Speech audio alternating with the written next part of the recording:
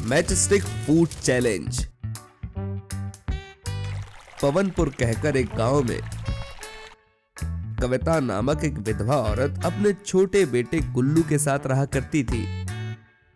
कविता एक मिल में जाकर काम करती थी और अपना और अपने बेटे का पेट पालती थी।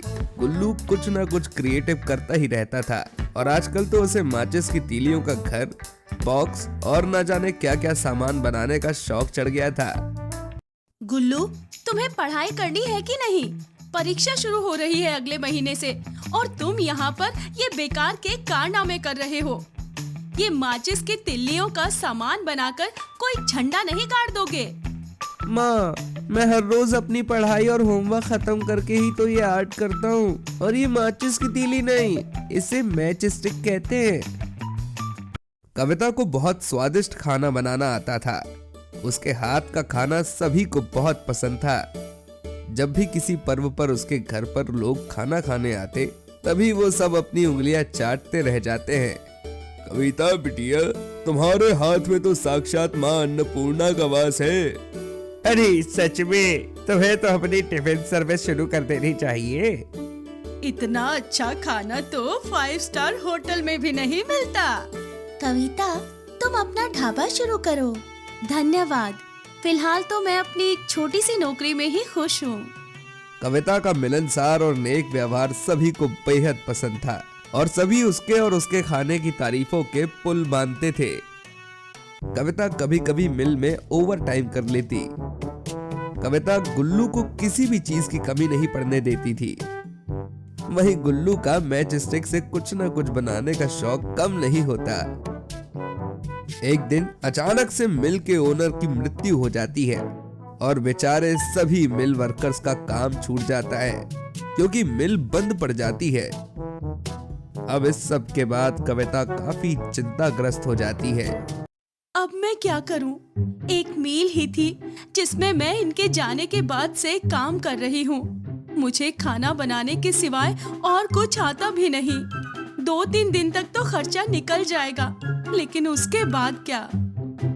कविता बहुत परेशान होती है और तभी उसके पास जितने चिल्लर बचे थे उन्हें खर्च करके गुल्लू और भी मैचस्टिक लाता है। तभी कविता बहुत गुस्सा हो जाती है और गुल्लू को डंडे से मारने लगती है। नालायक, तुझे कहा था ना, पैसे नहीं है और बस इन फालतू के माचिस की तिल्लियों के ऊपर पैसे खर्च करता रहता है। गुल्लू रोते रोते घर के बाहर चला जाता है। तभी मोहल्ले से आदमी कुछ घोषणा करते जा रहा होता है। सुनो सुनो सुनो, सभी गांव वासियों ध्यान से सुनो।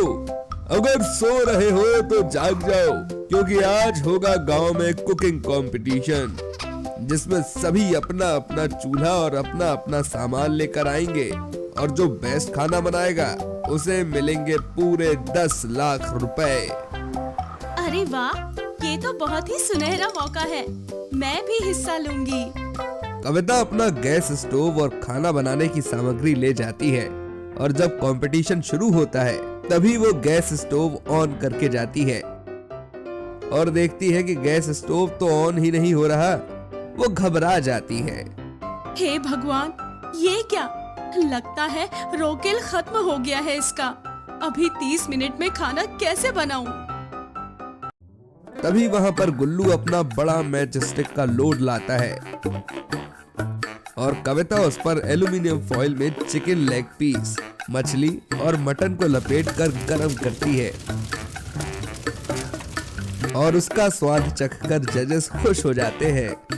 वाकई में कविता जी, आपके खाने के स्वाद से मेरे गांव की याद आ गई और आपके कुकिंग की यूनिक बात यह है कि आपने माचिस की तीलियों पर खाना पकाया, इसलिए आप ही डिजर्विंग विनर हो 10 लाख रुपए के। और फिर कविता ही 10 लाख का इनाम जीत लेती है। माफ कर दो गुल्लू बेटा, जिस मैचस्टिक के कारण मैं तुम्हें हमेशा कोसती रही, आज उसी के कारण मैं जीत गई। गुल्लू, आखिर बेटा किसका है? Congratulations rock star. दोनों माँ बेटे खुशी से एक राजसी जिंदगी बिताने लगते हैं।